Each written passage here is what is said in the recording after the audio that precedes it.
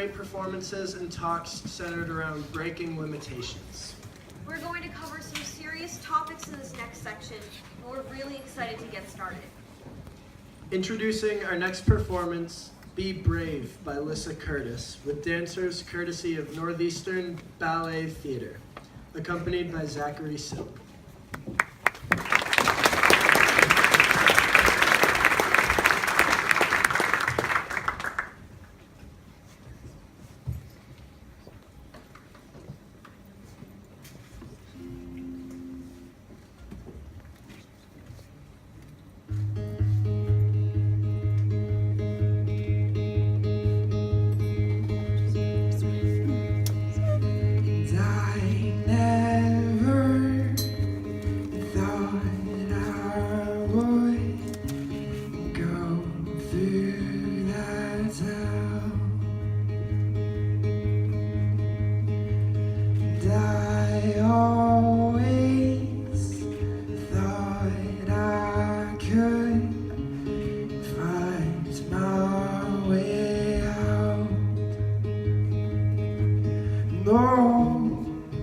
My back's against the wall.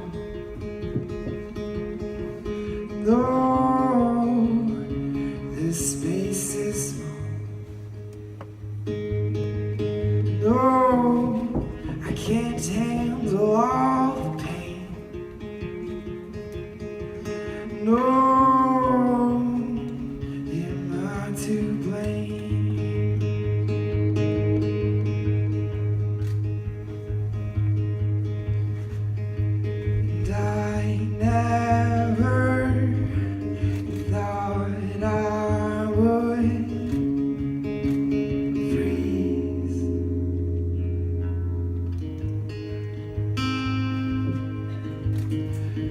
But all these memories, they're killing me. No, he's coming back again. No, time to pretend. No, when will the nightmare end? No, I can't defend myself. No.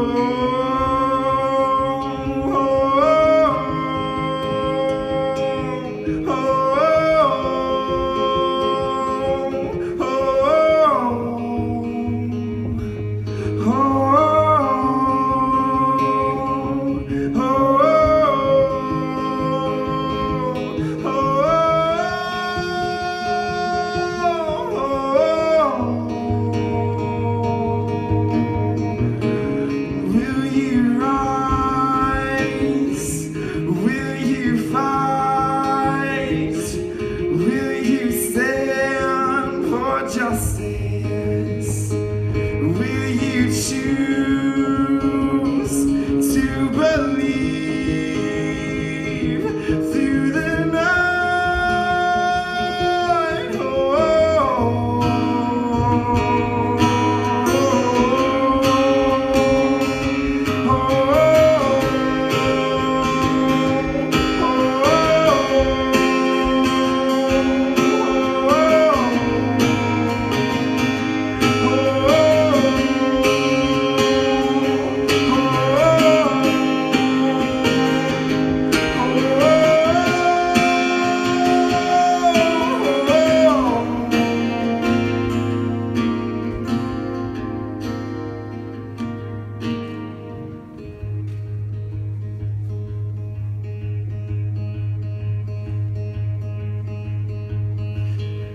So many in silence, and time to be brave, and I'll be brave, and I'll be brave, and I'll be brave, and I'll be brave.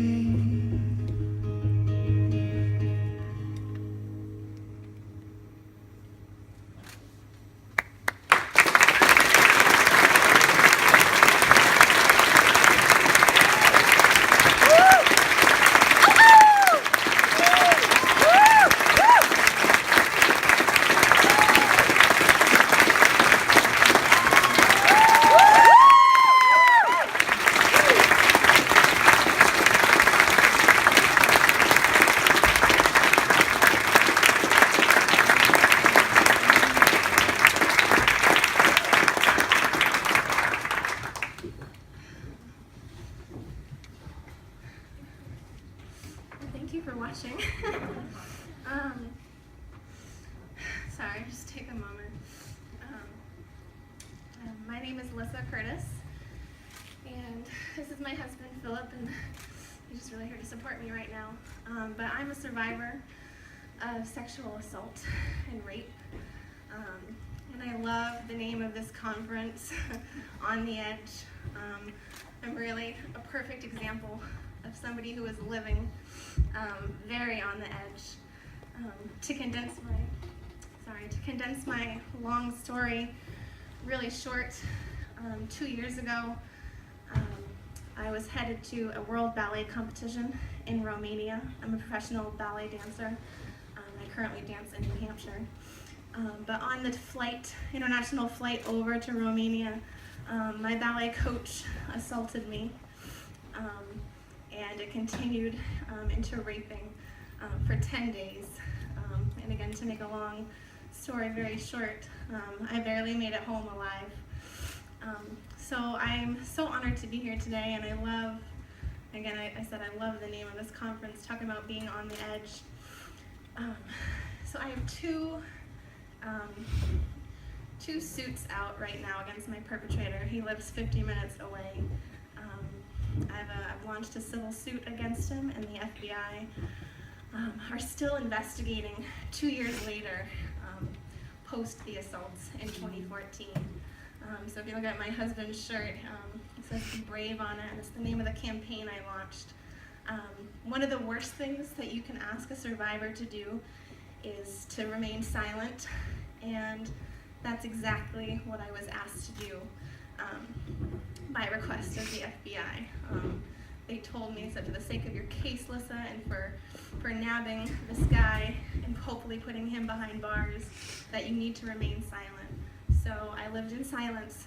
The only person that knew was my husband and my close family. And eventually that passed. They gave me kind of the green light to be vocal. And it's very, very rare to have any survivor really want to show their face and give their name, and let alone tell their story. But my motivation for coming forward was I never wanted anyone to live through the hell that I barely lived through. And I feel lucky really just to be standing here and talking to you all today. So I just want to encourage all of you out there, if you're a survivor or if you know somebody who has lived through an assault or a rape, they really need your undivided support. And they need courage, and they need to really feel supported in being brave to be vocal, because that's the only way we're going to get these criminals behind bars. You go get them! Yeah. Yes.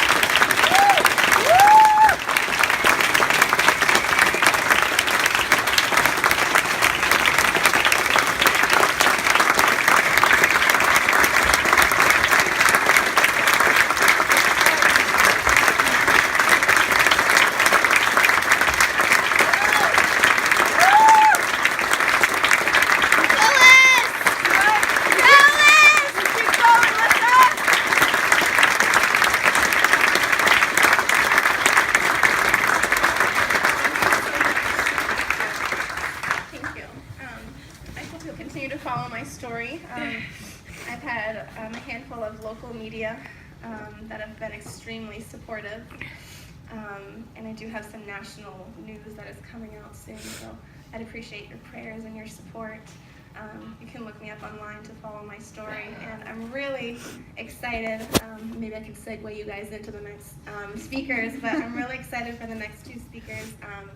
I was here last night for rehearsal, and I heard Dr. Robert Eckstein, and his talk is amazing. It's about bringing a call towards men against the prevention of sexual violence towards women. So I really hope you'll lend an extra ear to his talk. So wherever you are, I'm going to give you a huge plug right now. But thank you so much. And do you want to say anything? You were going to ask you a few questions if you don't mind. Go for it. Okay, so when was the first time you performed this dance? I was asked to perform it at 1 Billion Rising at the music hall in Portsmouth, which is just a couple streets over. But before that, this was in February of this year, I got asked to bring the piece to Plymouth State University for their gala. The dance director, Amanda Whitworth, who's really involved in the arts community in New Hampshire, excuse me, she asked if I would come to kind of bring my message, knowing that I had just come out of silence in November 2015. So it's only been a few months that I've been able to be vocal about my story. So coming out of silence, I can see it on your face when you're performing. I can see it now just listening to you talk. But what does this mean to you, and how do you feel putting this in front of an audience? It's a really, I can't imagine actually how hard it is for you. How does it feel to get it out to a crowd of people who are here to support you? As soon as I got the green light from the FBI, my complex post-traumatic stress disorder just immediately started to decrease. I was having episodes multiple times a day, extreme suicidal thoughts, self-harm, and it was just the boiling pressure of being asked to being silent. So when I was just performing here today, or the couple other times I've performed as well, it's really healing. It's really, and as much as it's emotional for me, and I hope it touched some of you tonight, it's really healing. There is power in being able to speak out as a survivor, and there's so many that are afraid to speak out. And in my case specifically, there are other women who have been assaulted by this perpetrator, and they're afraid to come forward and give their testimony. I'm like, are you kidding me? You know, I feel kind of hung out to dry in a sense. But that's common, you know, a lot of people are afraid of the consequences of coming forward.